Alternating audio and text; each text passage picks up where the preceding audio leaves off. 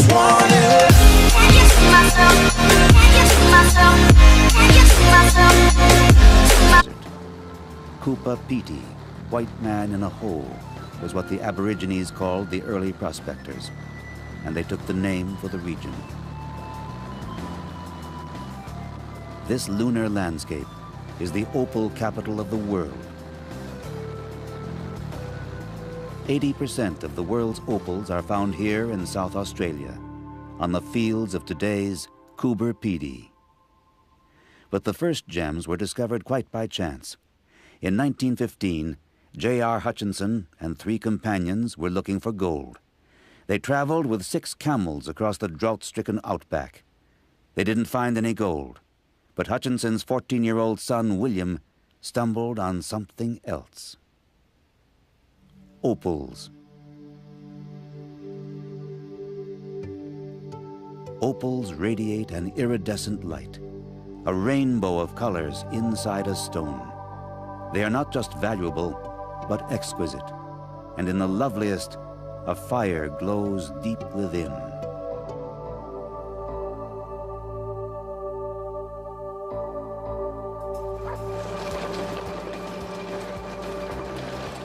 Somehow, the colors of the opal transform the dry and dusty Coober Pedy into a home for those who don't mind a life of hard labor, of earth and heat and dust. The men who meet on the opal fields of Coober Pedy are as rough as the stone for which their hearts beat. Men like Will Black,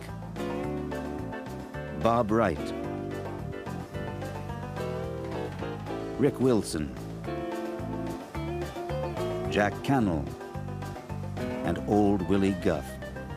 They are a team welded together by one thing: opal fever. And this barren landscape is their world. Here they own a joint mine, the Dead Horse Valley, 1,000 square yards of prospecting rights in the middle of opal country. The license costs only $150 a year, but what they're buying is a dream. I think we're all here as gamblers. We're miners, but we're gamblers, you know? I mean, life's a gamble anyway. Well, we all live on that dream, don't we? That maybe tomorrow's a big day, you know? Everybody's got that dream, eh? But every stone you find is different, and I like the colours and the patterns and all that, you know?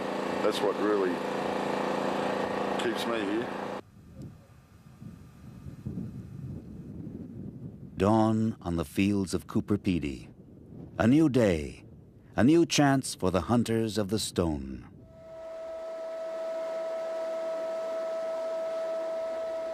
Like so many others, this day begins with the roar of the diesel, with dust and dirt. For Rick and his friends, hard work and tough conditions are all part of the game.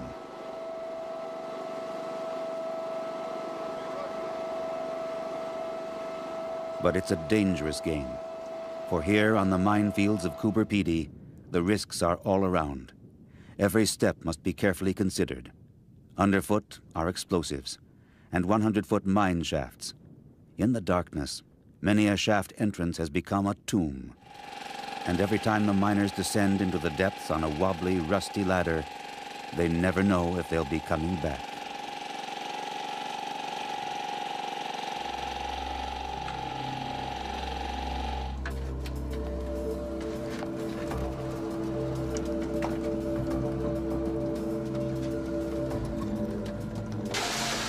Down under the earth, the men burrow like moles. These tunnels were blasted out by dynamite. They could collapse at any time. But danger comes with the territory. Down here, everything is impromptu, jerry-rigged. They make it up as they go along.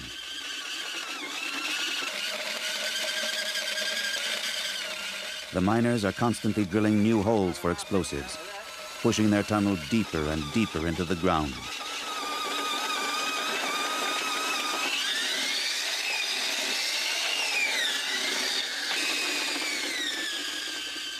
Up above, Bob makes the dynamite charges by hand. It's a makeshift little package, but potent. All their ends in, tuck them in. Down in there, like that. They snip off about an inch. The white powder, that's the explosive. And then we packed it.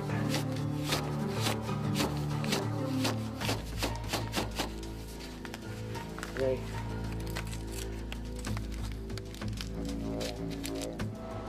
This handmade little bundle will blast right through solid rock.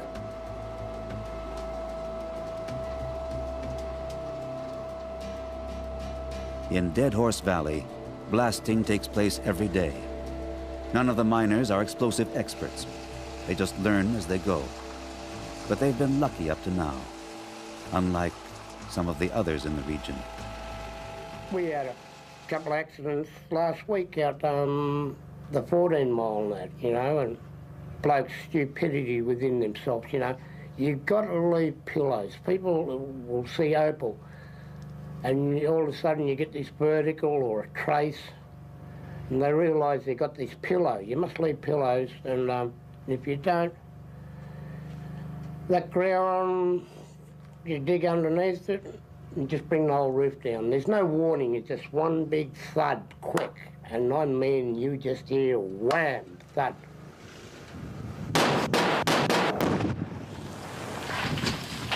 After the explosions come other dangers, poisonous fumes. If you got no blower, you put a set of shots in, you've probably got to wait a while for the fumes to clear.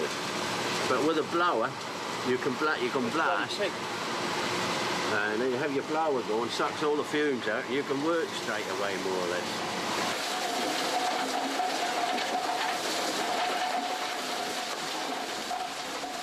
The blower is a giant vacuum cleaner. It sucks up huge lumps of rock as if they were breadcrumbs.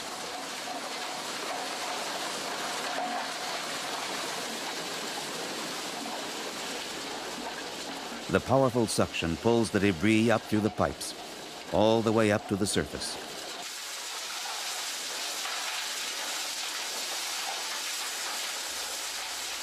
Above ground, Will and Rick take care of the diesel pump and generator which power the blower. These are the two most important pieces of equipment, and they are constantly on the verge of breaking down. And nothing is more difficult than getting hold of spare parts in the Australian outback.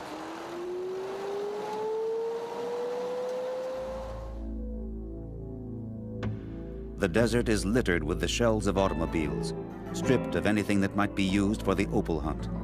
It's a graveyard of cars, remnants rusting away under the scorching sun. Out in this hard land, dynamite is not just a tool to hunt opals. It's also used to solve differences of opinion. This is the remains of an old blower. They had an argument, the company had an argument, and one of the partners blew it up. Set a couple of bags of nitro underneath it and just exploded it. This is all bits and pieces of it lying around here. Rough methods for a rough place. Problems are also caused by the clandestine nighttime visitors to the mines, the night shifters. Do a lot of damage because when we're mining, we mine safely, but when they come in, they just, because they're trying to do it quick, they put a heap of shots in, blow down under the level, and then knock it down, you know, and they make a mess of the mine. They leave the roof dangerous.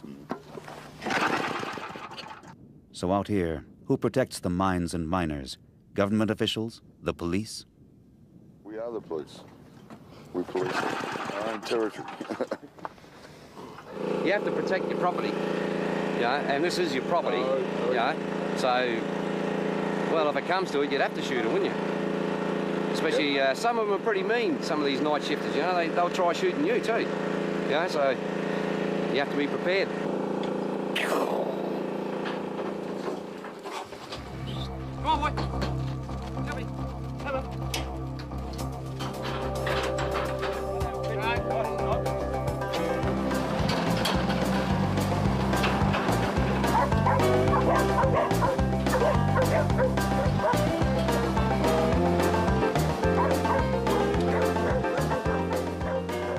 The men don't work all the time in Dead Horse Valley. Today is one of those days when they try their luck someplace else.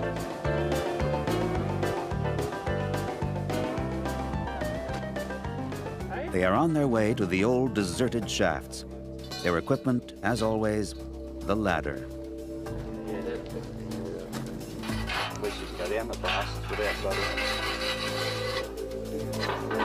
Oh, that's all right. Then you can't get them off the bloody thing up. Hey? There's some down there. Bob's got a load. Go and get some from him. Man's right.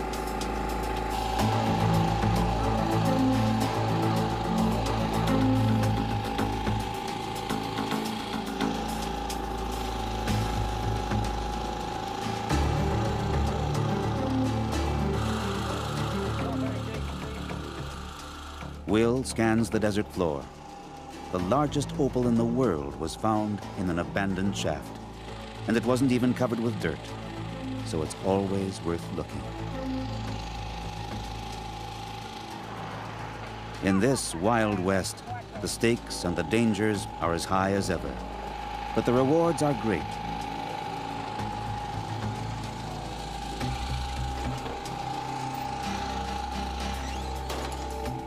If Bob seems nervous this afternoon, on edge, there's a reason. He has just found a cache of opals, but not in the Dead Horse mine. Back at his camp, he agrees to show us his find. Yeah, brother. Yeah. $3,000 an ounce. 3,000. You what? That's only a sample. Look at that. Right? Top quality. Yeah, look at the quality in that. Huh? That's what all the opal boys want to buy. 8 Mile opal. Bob owns a small private mine behind his dugout. He works it with the help of Jack and Old Willie. This is where he discovered the opals, and he still hasn't gone through the entire find. The process will take most of the afternoon. Bob puts the loose rock into the centrifuge, which separates opals from sandstone.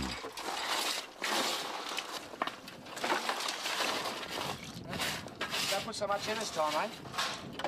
You run up there with a bloody bucket. The machine will turn for 2 hours, removing the sandstone, while Bob waits and hopes.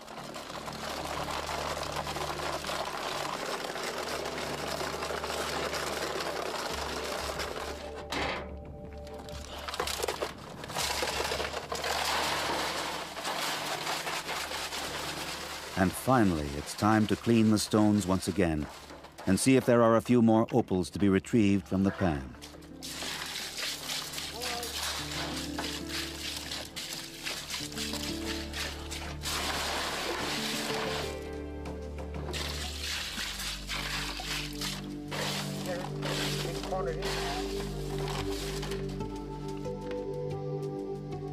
This is a lucky day for Bob.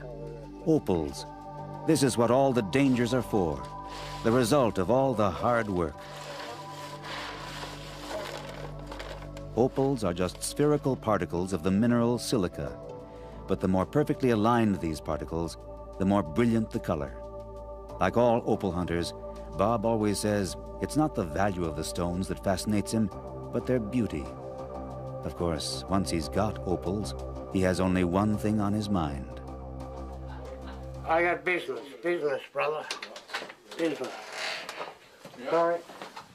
I like picking out opal. Same here. But when you turn round, I got 40%, and you want to cut me 15% off to cover $200 or $300. Oh, $100 of bloody expenses. It's a fucking different story, Bob. 20% off Hey, my but- fucking you. Get What do you fucking stuff, do? Bob. I don't want Right. fucking know. You Right. know you can stuff your fucking ass, opal up your fucking ass. No, I don't no. want to know, Bob. What do you get? I don't care what I fucking get, you greedy bastard. No, I'm not. When money is involved, even friends can become rivals. For Bob and John, the search is always more fun than the business. But sooner or later, when things cool down, they can sit down together, have a few beers, and put it all behind them. So Willie's going to explain. I'm wrong, not you.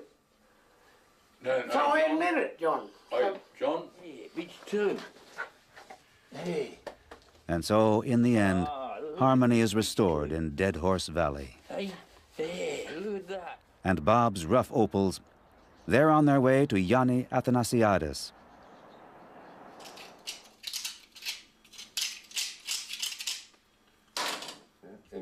Yanni is one of the best-known opal dealers and cutters in Coober Pedy.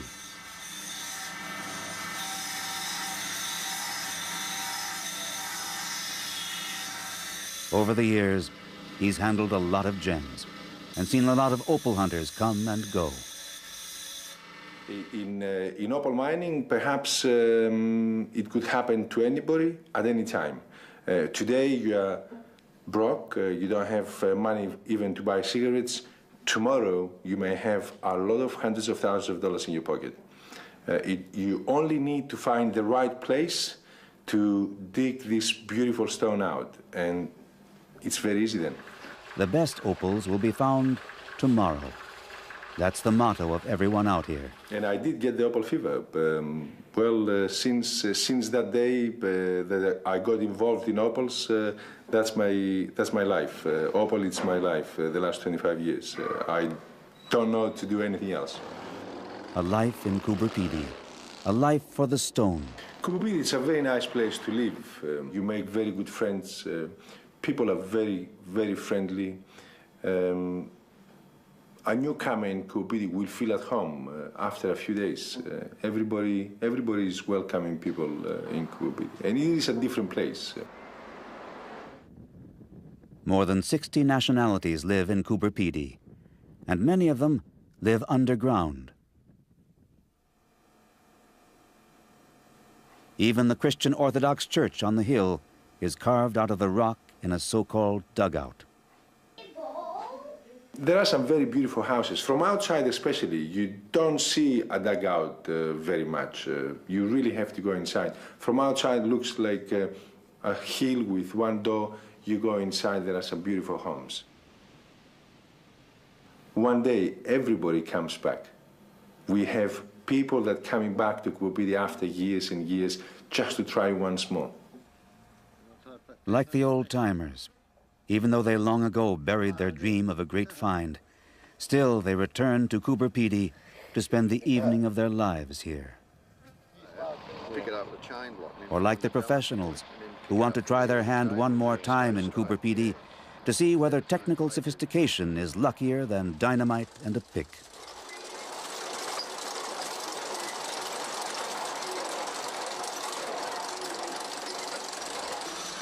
Sidney Absalom is working with a high-tech machine which carves its way through the earth precisely and efficiently.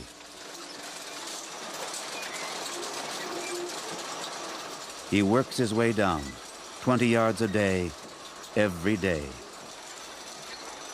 The tons of loosened stones fall directly onto a conveyor belt and are transported upwards to an elevator.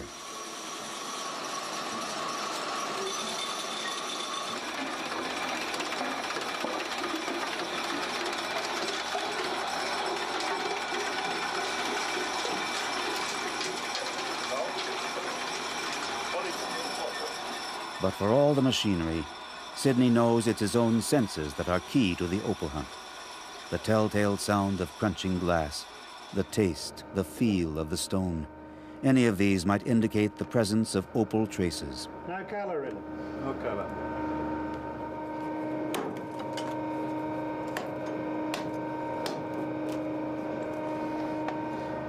That's an opal line there. Yeah. Only bony pots, matrix bony pots. But 99 out of 100 holes don't contain opal, just dirt. At the shaft entrance above ground, a new heap is growing.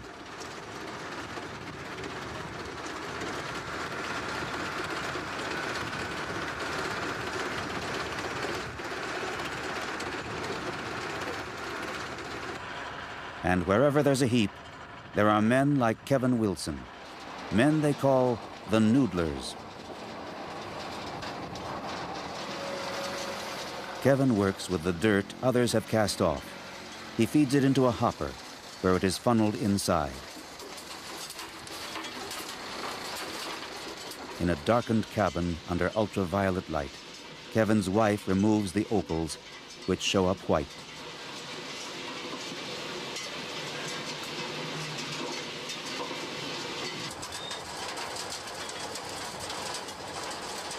Everyone in Coober Pedy is looking for treasure.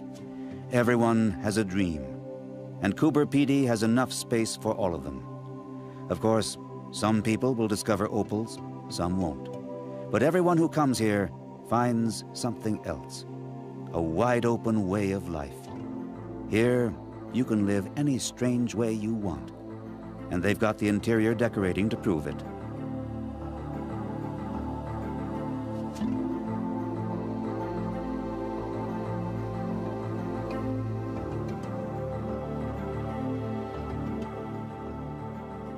The people of Coober Pedy seek freedom, and the desert gives it to them. The attraction of this hard, empty land is precisely its emptiness. Out here, there are no bosses, no social obligations, just an endless horizon.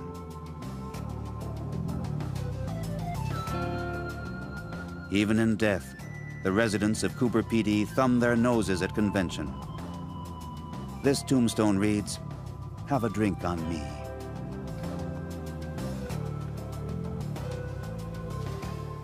Because, well, no, it's freedom. It's freedom, you know, not like the city where you have to be up at 9 o'clock in the morning and home at 5 o'clock at night, you know.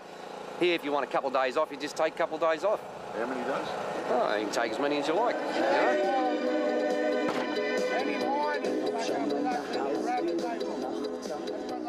This rough freedom, wild and a little crazy on the God-forsaken opal fields.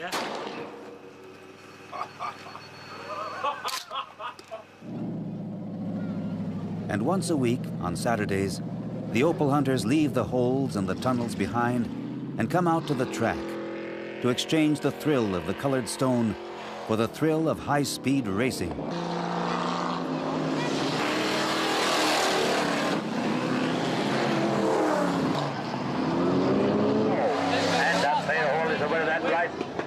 Second position now is Peter Whitehead,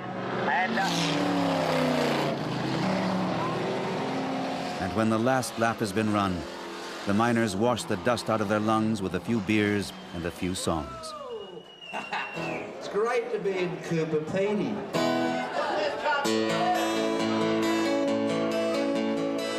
Here's a song that sort of... Boredom in the outback, not in Coober Pedy. It's a good sing-along, so I want you to all sing along with this one, right? This song was recorded in England and would sound like this. Each day here brings something different. Hope, disappointment, and perhaps the overwhelming sight of an opal that glows like the setting sun. As another day ends and evening falls on the fields of Coober Pedy, silence is rare. The engines here run around the clock. The machines are still working even while the miners sleep.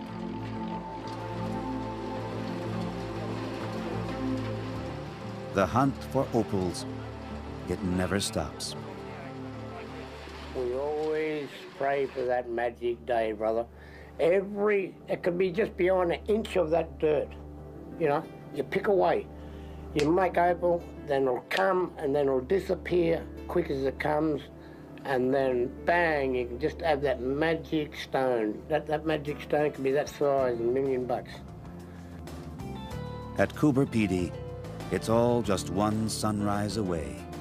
That magic day, that magic opal, the fire in the stone.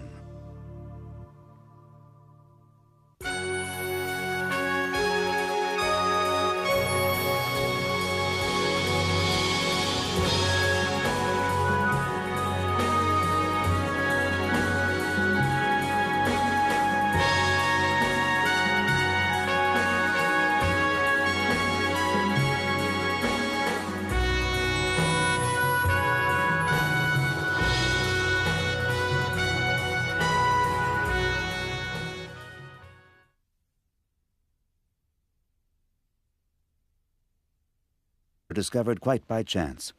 In 1915, J.R. Hutchinson and 3 companions were looking for gold. They traveled with 6 camels across the drought-stricken outback. They didn't find any gold, but Hutchinson's 14-year-old son, William, stumbled on something else. Opals. Opals radiate an iridescent light, a rainbow of colors inside a stone. They are not just valuable, but exquisite, and in the loveliest of I just want it. Can you see myself? Can you see myself? Can you see myself? Cooper Pedy, white man in a hole, was what the Aborigines called the early prospectors, and they took the name for the region. This lunar landscape is the opal capital of the world. 80% of the world's opals are found here in South Australia, on the fields of today's Coober Pedy. But the first gems were dreamed. I think we're all here as gamblers. We're miners, but we're gamblers, you know? I mean, life's a gamble anyway. Well, we all live on that dream, don't we, that maybe tomorrow's a big day, you know? Everybody's got that dream, eh? But every stone you find is different, and I like the colours and the patterns and all that, you know? That's what really keeps me here. Dawn on the fields of Coober Pedy. A new day, a new Bob Wright, Rick Wilson, Jack Cannell, and old Willie Guff. They are a team welded together by one thing: opal fever. And this barren landscape is their world. Here they own a joint mine, the Dead Horse Valley, 1,000 square yards of prospecting rights in the middle of opal country. The license costs only $150 a year, but what they're buying is fire glows deep within.